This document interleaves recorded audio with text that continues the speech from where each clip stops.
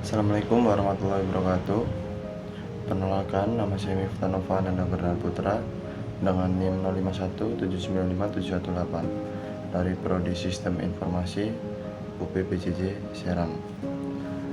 Pada kali ini saya akan menjelaskan mengenai pengerjaan tugas 3 pemrograman berbasis web. Oke, langsung saja. Jadi di tugas praktik 3 ini kita diminta untuk membuat sebuah aplikasi website sederhana untuk pemesanan bahan ajar di Universitas Terbuka. Pada tugas praktik kedua ini, mahasiswa berfokus untuk membuat aplikasi website berbasis Vue.js sebagai framework yang digunakan sepanjang pengerjaan tugas praktik 3, sehingga data-data yang dibutuhkan tidak dibaca melalui database, tapi melalui JSON file sebagai dummy data yang akan dilampirkan bersama dengan tugas praktek ini. Ya, jadi kita di tugas 3 ini diberikan dummy data yaitu berbentuk file JSON, yaitu data bahan ajar ini sebagai informasi mengenai data bahan ajarnya.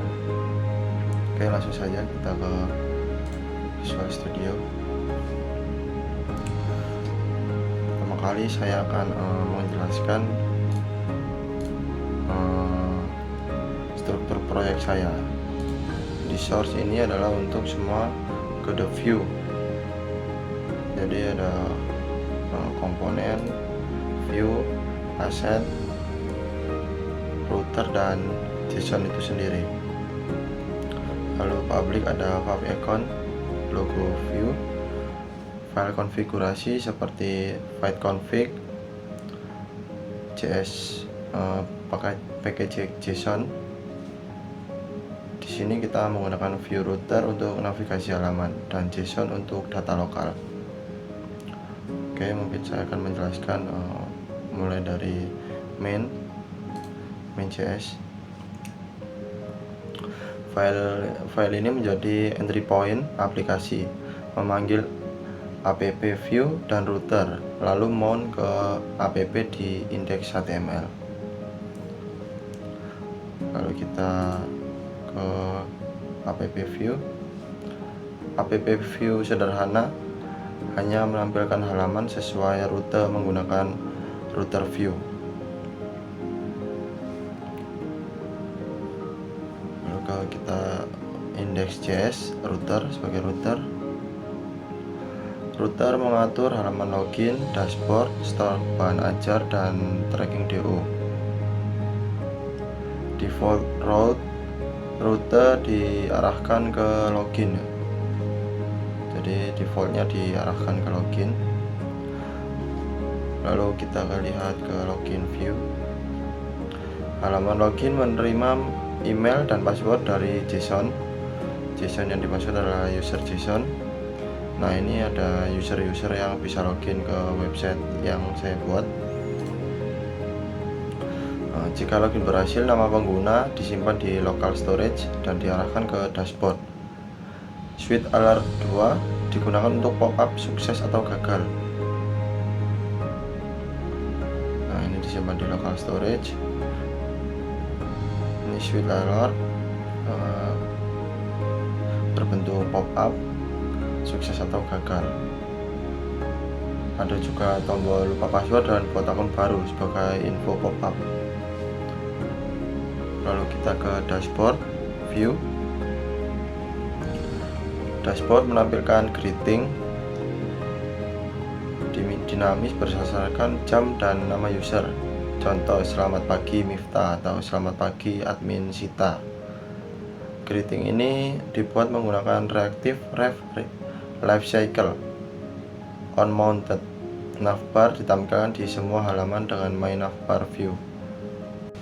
Jadi ini adalah greetingnya. Jam, jika di bawah jam 12 berarti selamat pagi, di bawah jam 3 selamat siang, dan di bawah jam 7 selamat sore. Lalu else nya atau lainnya berarti selamat malam. Jadi kurang lebih seperti itu. Ini on mounted. Lalu my navbar ditampilkan semua halaman dengan main navbar view. Lalu kita ke stock view.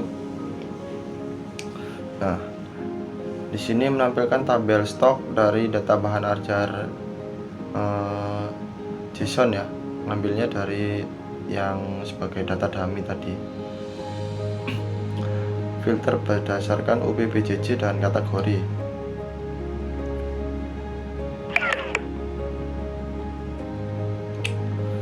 Lalu sortir berdasarkan judul, jumlah, harga, status stok informasi, menipis atau kosong. Lalu bisa tambah, edit, atau hapus item dengan pop-up Suite LR2. Semua data bersifat reaktif, jadi tabel otomatis terupdate gitu ya. Filter data, status kelas, Suite LR2 ini yang dimaksud.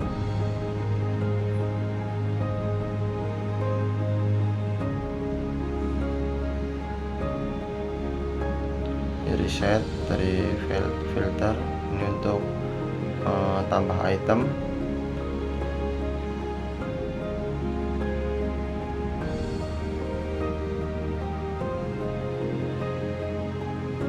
Oke, lalu kita ke tracking view.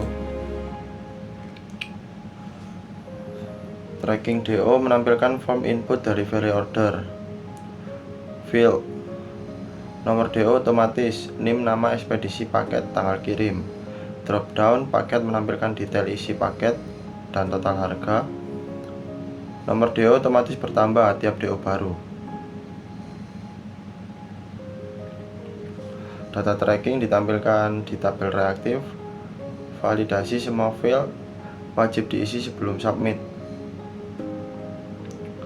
Suite LR2 menampilkan konfirmasi sukses atau warning jika ada data yang belum lengkap atau belum diisi ya. Ini tracking tabelnya untuk menampilkan ini Suite LR2 yang saya maksud.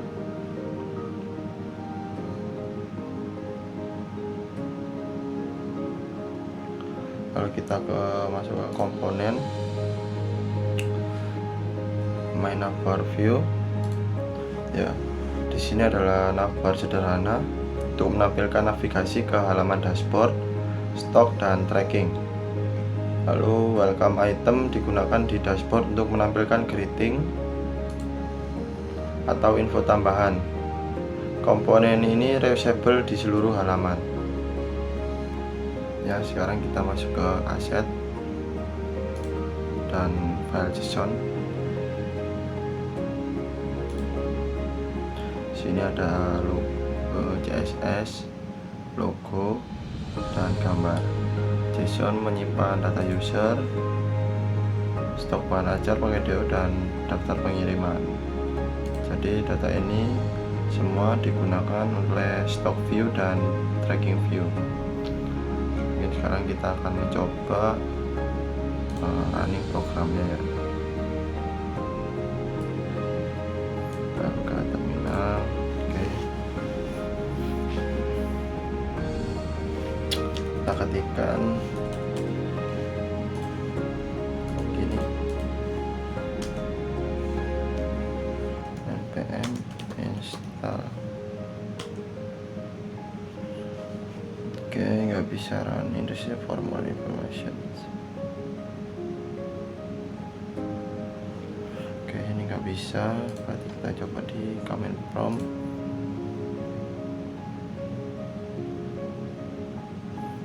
Ini kita masuk.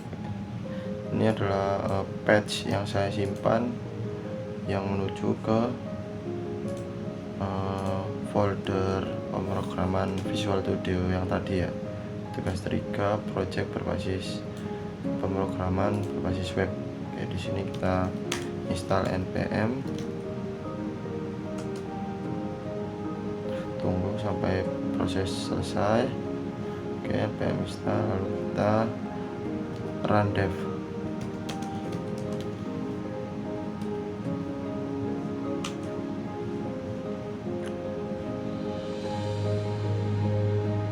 Oke, di sini sudah berhasil, berarti kita bisa langsung lihat ini di localhost-nya.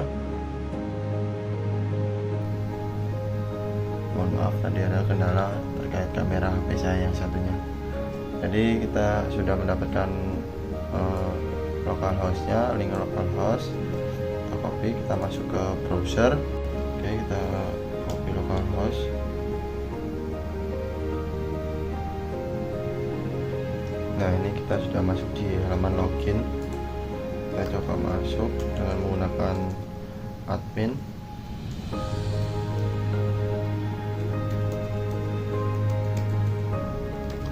Ini ID passwordnya, email dan passwordnya ada di user JSON tadi, file user JSON. Login berhasil, selamat datang admin Sita. Oke, di sini ada greeting, selamat malam admin Sita. Ini adalah panggilan kita, panggilan user, karena memang ini jam 11. Kita masuk ke informasi bahan ajar. Ini sama seperti yang ada pada tugas 2. Di sini ada filter, pilih UPJJ, ini tidak akan bisa karena UPJJ belum dipilih. Coba Jakarta, oke. Kita urutkan karena ini harganya tidak urut, kita urutkan berdasarkan judul, jumlah, atau harga. Coba kita harga, oke, langsung terbalik. Judul berarti sesuai abjad, kalau jumlah berarti sesuai yang terkecil sampai yang terbanyak. Kita reset di sini. Di sini kita juga bisa menambahkan bahan ajar. Misal kita coba kodenya mata 4110,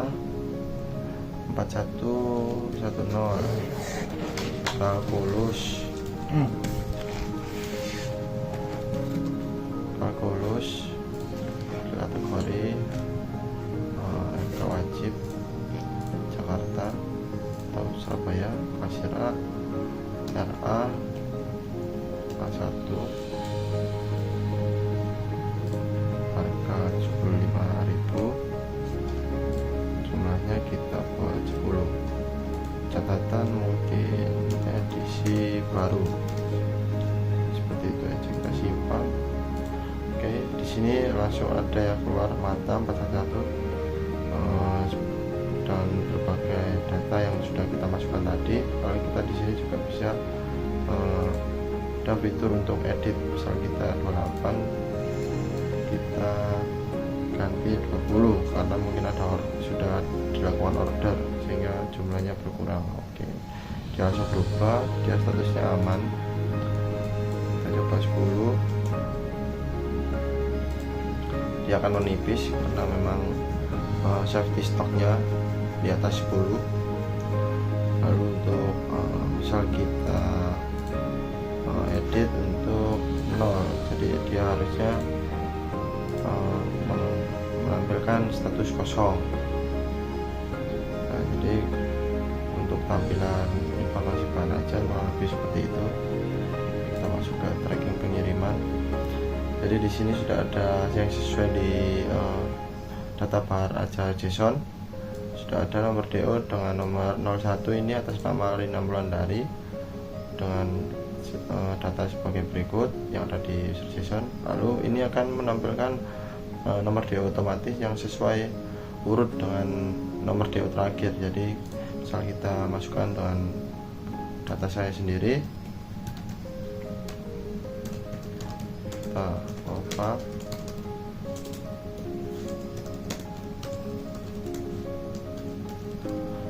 Panel Berada Putra, pilih ekspedisi.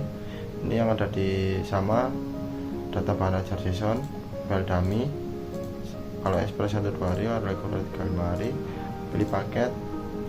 Nah, ini untuk paket IPS akan keluar kriterianya dengan perbedaan isi modulnya. Ini tanggal kirim hari ini. Oke, kita tambah DO baru, berhasil. Jadi di sini akan nomor DO akan terinput otomatis 02 dengan data sebagai berikut. Dan di sini akan ketika kita menginput lagi, ini akan nomor DO otomatis ke 03. Jadi kurang lebih seperti itu. mengenai transaksi. Oke, jadi mungkin sekian tugas 3 pemrograman berbasis web kali ini. Jika ada kurangnya mohon maaf. Wassalamualaikum warahmatullahi wabarakatuh. Terima kasih.